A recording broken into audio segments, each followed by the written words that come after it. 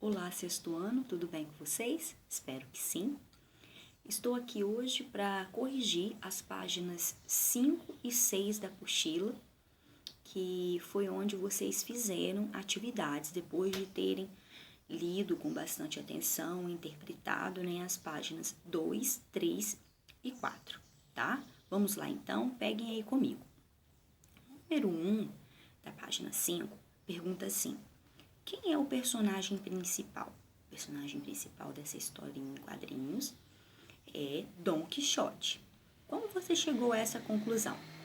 Você pode ter olhado o título da história, da obra, você pode ter observado o contexto da história, ou você também pode ter se baseado no conhecimento que você já tinha desse personagem, tá bom? Número 2, a letra A ordem ficará assim: 1, 4, 2 e 3. Na letra B, o significado pelo contexto mais adequado para o verbo engolfar é o número 4. Depois, no 3, releia o texto do sexto quadrinho, de modo que veio a perder o juízo. Na letra A, ele pergunta qual é o significado de perder o juízo. Significa, pessoal, enlouquecer, não agir com a razão. Na B, a perda do juízo evidencia uma mudança no estado do personagem e tem causa e consequência diretas. Identifique-as. A causa seria dormir pouco e ler muito. E a consequência é que Dom Quixote passou a fantasiar, a imaginar o que ele lia nos livros. Depois, no número 4, ele fala assim: em uma HQ, tanto o texto não verbal, que nós sabemos que é imagem, quanto o verbal contém informações para a compreensão da narrativa, que é a história que está sendo contada. Releia este quadrinho. O que representa a imagem do dragão e da moça? A imagem representa as histórias com princesas e donzelas em perigo e dragões a serem enfrentados. Na letra B, não sei se vocês pesquisaram, que vocês já tinham esse conhecimento, que ele diz: histórias em que um cavaleiro deve salvar uma moça, uma princesa, eram as preferidas de Dom Quixote. Que nome se dá a essas narrativas? São as chamadas novelas de cavalaria. Na página 6, você tem número 5, diz: releia o primeiro quadrinho. Onde se localiza a história? A história se localiza em La Mancha, que fica na Espanha. Essa informação está no texto verbal ou no não verbal? Na verdade, gente, está nos dois, tá?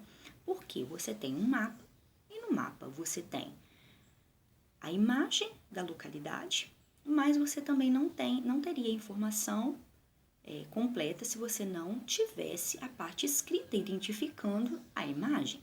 Então, você tem Espanha, depois o símbolo da ilha, e ali, dentro da ilha, escrito La Mancha. Então, as linguagens se completam, certo? Na B, o texto verbal inserido nos quadros pretos, em letras brancas, apresenta a narração da história. Ali está se contando a história.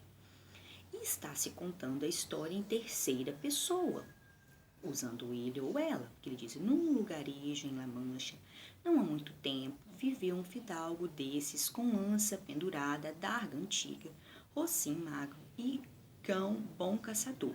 Em momento algum, a pessoa que está contando a história, ela se insere. Então, ele não diz assim: eu vivi com uma lança pendurada. Não é usando a primeira pessoa. Alguém está contando o que Dom Quixote fez, narrando. Qual é a expressão utilizada no primeiro quadrinho para indicar a época em que essa história acontece? Aí você vai usar aspas para retirar essa expressão e é não há muito tempo. Esse A com H acentuado aí expressa passado, tá? Na letra E, a história se passa no mesmo momento em que é contada? Justifique suas respostas. Não. Então, as ações aconteceram primeiro e depois alguém veio e as contou, tá bom? Depois temos número 6. O enredo é formado por fatos interligados, em que um é consequência e causa do outro. No trecho lido, há duas partes da narrativa: a apresentação, também chamada de situação inicial, e início do conflito. Aí, gente, pela identificação da letra A, nós deveríamos marcar a primeira opção, que é do primeiro ao quarto parágrafo.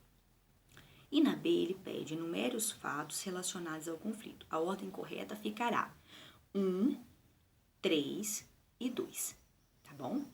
Espero que vocês tenham corrigido tudo, né? Continuemos aí com os acertos na apostila. Se vocês tiverem qualquer dúvida, é só falar, tá bom? Um beijo!